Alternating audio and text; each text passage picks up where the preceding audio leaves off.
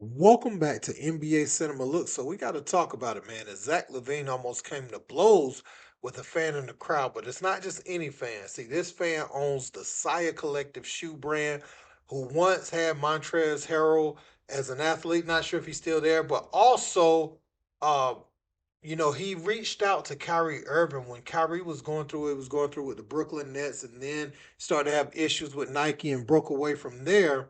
Um, this brother who owns his own shoe company, black owned business, he reached out to Kyrie Irving, and we thought something might have came of that. He owns the Side Collective, and so that's probably where, if you don't remember the brand, and I know a lot of people over in that area do, but if you're like on the East Coast and maybe haven't heard of it, that's probably where you heard of it last. If you're trying to remember, but yeah, um, Zach Lavine got into it with the owner, man, and he was chirping at Zach Lavine about effort and things like that. And he's come out and he said his piece on this whole incident. Now we're gonna look at actually what happened on yesterday because a lot of people was enjoying, um, the basketball games and probably wasn't even tuned into this game. So let's get into what happened.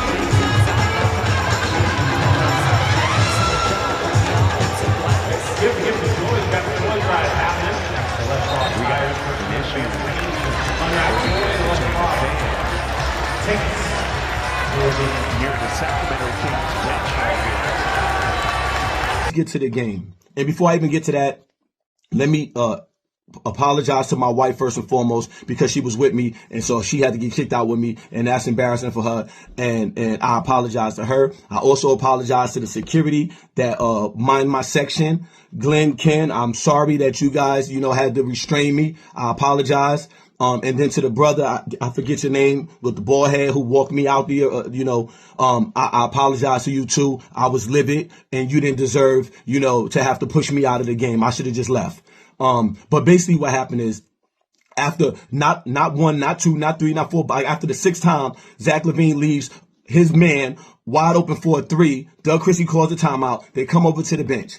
I say, yo, we don't pay to watch you not play defense. And Zach Lavine looks at me and says, then go home, nigga.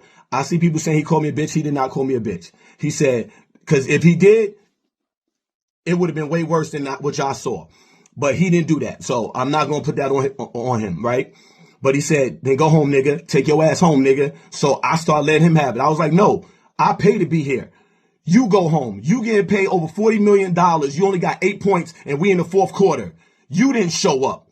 Once again, you didn't show up. All these fans in Sacramento, they deserve better than that. This is one of the dopest and best fan bases. I'm not even from Sacramento. I'm from Brooklyn. I moved out here when I was in the military. I got out, created my business, became super successful, and I had signed Montrezl Harrell. We were making his sneakers. I went to one Kings game. The arena, the staff, everybody was so dope. They hit me up and said, you want to be a season ticket holder? And I said, yup. And I got to watch Fox. I got to make it to the playoffs. I got to watch Coach Brown. All of that stuff from Doug coming up from Sacramento legend and being a coach, all of that stuff. I come to every game. I drive an hour and a half there and an hour and a half back. So that's 3 hours of my day that I come to watch you guys play. I cheer as loud as possible. I cheer till my voice is hoarse for this team. So to have a player that we say, we don't come here to watch you not play defense, get a fucking attitude and tell a fan, then go home, nigga. No, you go home and find your fucking game. How about that?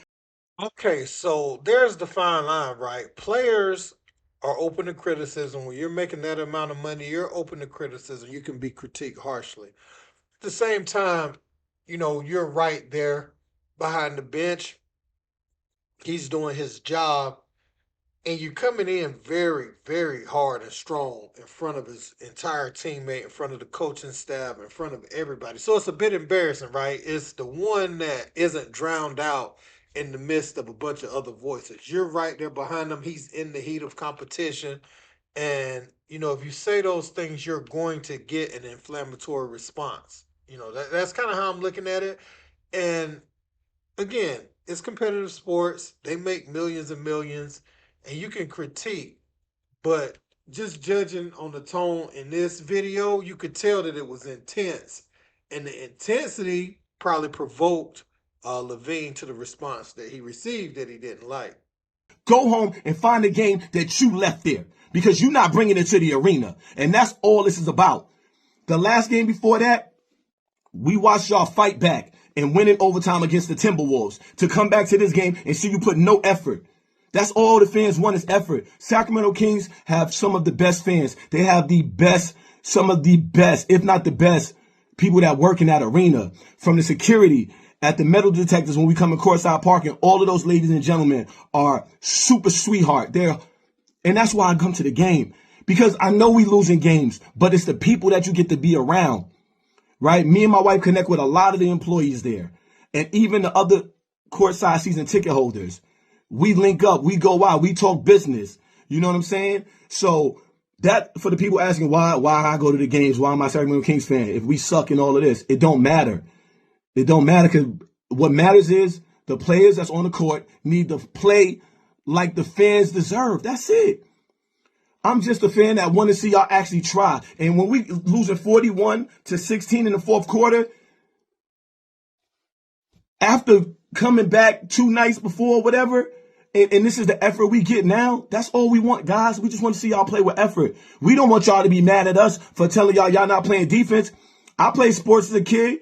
That's what you want. You want to be held accountable. I don't know if this new era, I'm older than all the players on the team, but where's the accountability? You should know you playing like trash, and you should be harder on yourself than the fans are harder on you. I wasn't the only one saying stuff. There was a point there early on in Zach Lavine's career. Some of the flashes he showed when he was in Minnesota, and then him having those dunk contests and things like that. We thought, hey, this guy has the ability of a player that can be a big time star in the league. Just didn't know if, obviously, if he had the personality or if he would ever put it all together. See, some people are very good players and gifted. That's why somebody like Zach Lavine can score 45 or 50 points on any given night. But, is he that player that's going to put it all together? No. Zach Lavine is who he is. So maybe this guy that owns Side Collective is looking at Zach Lavine's ability and thinking he's going to do more. This has always been kind of the critique of Zach Lavine. Obviously, you got him and DeMar DeRozan, something that didn't work in Chicago. Why is it going to work somewhere else? And Russell Westbrook has been on several teams. I don't know what Sacramento's goal was this season, but it's just a bad cast of characters that you have meshed together.